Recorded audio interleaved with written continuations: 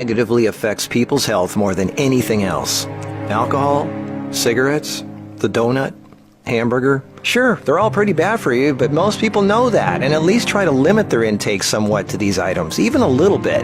But it's the things we don't think about that can really cause damage. Things we use every day so regularly we don't even think about how its constant use could actually be killing us. The real culprit is the chair.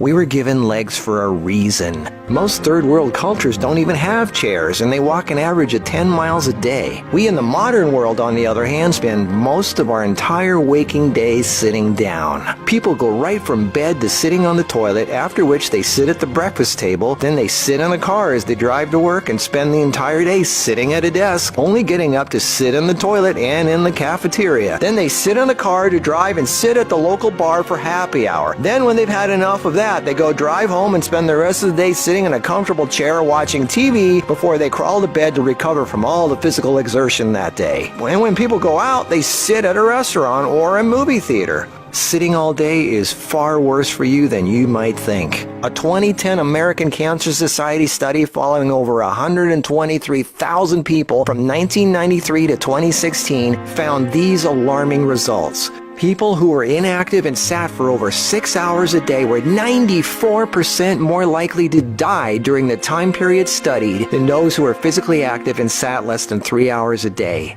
That's almost 100%. And get this, findings were independent of physical activity levels. The negative effects of sitting were just as strong in people who exercised regularly. 60%, that's over half of employees surveyed, were convinced they would be more productive if they had the option to work on their feet. Medical experts have started referring to long periods of physical inactivity and its negative consequences as sitting disease. Below this video are links to an endless list of medical studies showing physical inactivity and low fitness are serious threats to cardiovascular health. Even with a low body fat index, sitting has been linked to non-alcoholic fatty liver disease.